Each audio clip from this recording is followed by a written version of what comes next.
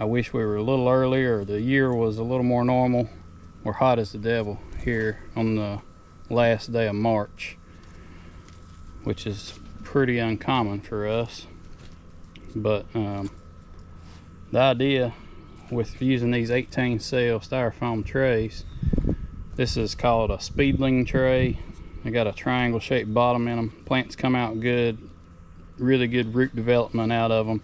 We use plastic Speedling trays for a lot of our field crops, but these 18 cells gives the tomato a bigger root ball for one, but it also allows you to grow a big old tomato plant. I mean, you really just about have blooms on them in the trays when you're growing them in this size tray.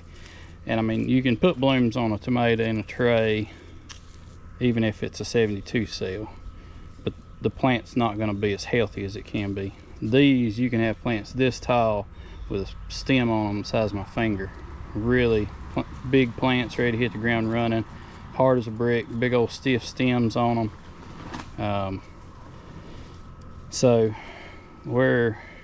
we did a little trial earlier on. I wish I'd have planted all of our super early tomatoes in these 18 cells. Our late tomatoes will probably still put in 50 cells, but for our early ones to try to really get them to hit the ground running and take off and grow, we're gonna plant them in these 18 cells. It don't take that much more time and that much more soil. Get about 12 trays out of a bag of potting soil. I'm not 100% sure how many 50 cell trays you get out of a bag of potting soil, but it's not really that expensive. The biggest issue is the space it takes up, like Holly said. So that's the reason we're fortunate in the weather that we're not gonna have to heat these, because it's warm enough now. If we get a cold night, we'll just roll the sides down on this greenhouse. We ain't got to worry about no heat, and we can keep them cooler and keep them shorter in here. So that's kind of our goal, and that's what we're trying to get knocked out this morning. About 2,000 field tomatoes here.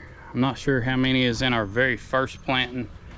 I can't remember. I did know, but we've got those over there in 50 cells. They're really ready to go in the field, and I would just about plant them right now if I had the help and we weren't so far behind on everything.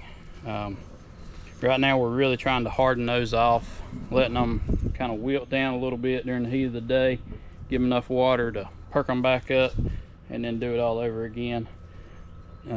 That's one way. Arguably it might not be the best, I don't know, but that's one way to really make a stout plant that will stand the abuse that it gets getting jerked out of the tray and stuck out in the field with the wind blowing and the sun beating down on it. And so that's kind of what we do. You can put them outside, which sometimes we do that also, but it does not make a plant as hard as it will kind of abusing it with holding water back from it. So the varieties we're planting, this is our partial tray. I think we're doing 500 of every variety, and we're doing, I guess, 4 varieties. We got 2255, Rambler, Patsy, and Red Bounty. In our early plantings, we had a couple of those that were overlap, and then we've also got Primo Red and Red Morning for our early tomatoes. Those are a shorter day tomato. So that's basically all of our tomato varieties for this year. We are going to plant Thunderbird for a later planting, because it's a heat set. It's supposed to be a real big heat set. All right, we got this wrapped up. We've got 1,980 tomatoes, to be specific, in these 18 cell trays. And a buddy of mine came by a while ago and brought some cucurbits, melons to be specific, that I'm gonna grow out for him. He's already germinated them, brought them to me with them up It's some seedless watermelon, seeded watermelon, and some cantaloupes. He's trying to get a jump on the market. But I'm gonna take you over here and show you my little experiment I did and what made me decide to raise these tomatoes in these 18 cell trays. We're kind of flirting with some severe weather today. Kind of iffy how bad it's gonna be, but we definitely got some storms on the way. It's starting to storm down towards Lake Norman, which is a little bit to the southwest of us. The wind's starting to pick up, a little bit of thunder going on. They say it could be really bad as far as winds and tornadoes. We are in desperate need of rain. We just don't really need 1.5 inches of it in an hour's time, which tends to be the case with some of these storms. I'm sure up in our mountains of North Carolina and the mountains of South Carolina, they're hoping for 1.5 inches of rain no matter what speed it comes, because their world's kind of burning down right now. I actually talked to my chemical rep this morning. He's from up in the mountains, North Carolina, and he said all they needed was a tornado to have a trifecta. They had Hurricane Helene washed them away, and now they're burning to the ground.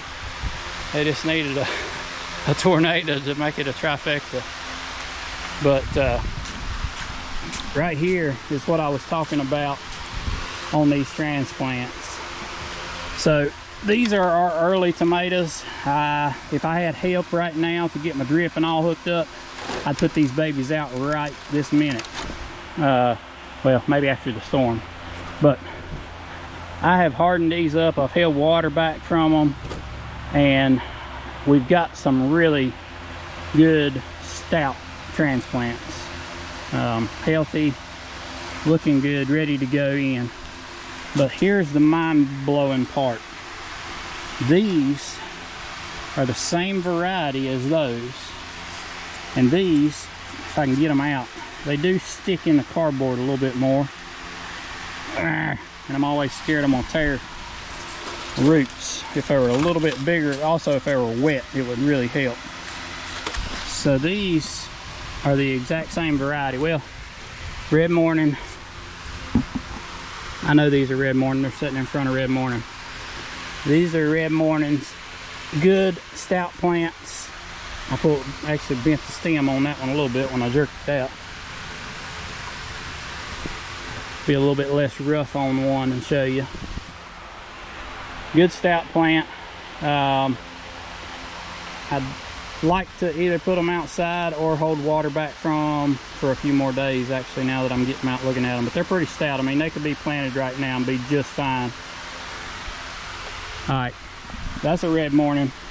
Here's Red Mornings. Transplanted the exact same day. Now look at that.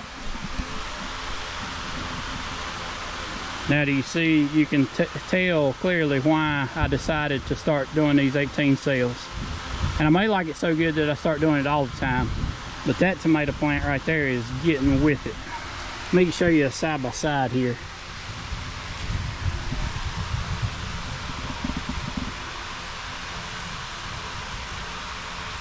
Transplanted the same day. Had the same care. This one right here is more than likely going to have fruit on it before this one. This one's also ready to hit the ground running when it goes in the field. And I mean, this could really be grown out a while longer because they're not getting terribly thick. I mean, there's still good light penetration, no stretching at all going on. So I think it's going to be a pretty good way to go.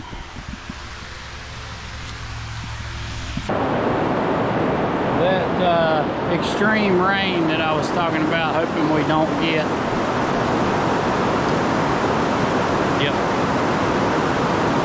Not quite as bad as it sounds in here, but it's pretty bad. It's putting it down.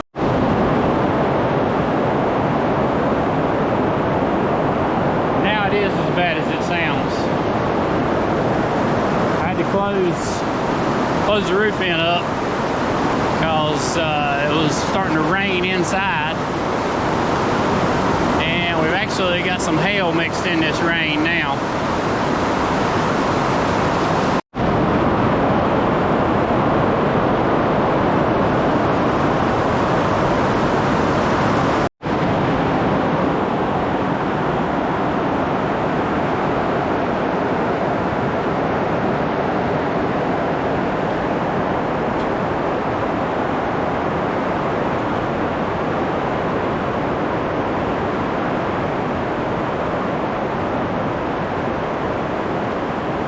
Raining in the side curtain so hard that we got water running across the floor of the greenhouse.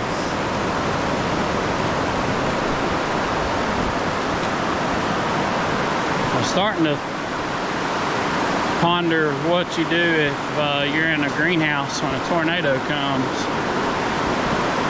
Don't really have any ditches around here. Go out here and cross the road and bear hug a tree. Don't really have any other ideas. I caught her working.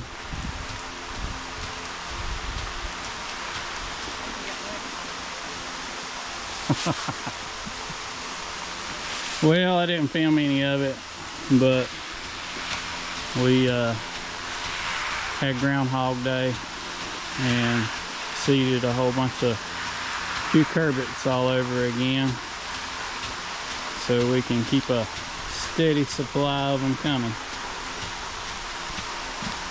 It finally stopped the deluge and it's just kind of raining now, so hopefully it'll stay that way because those heavy downpours are not really good for much. It all runs off and causes erosion and pond dams to wash out and good stuff like that.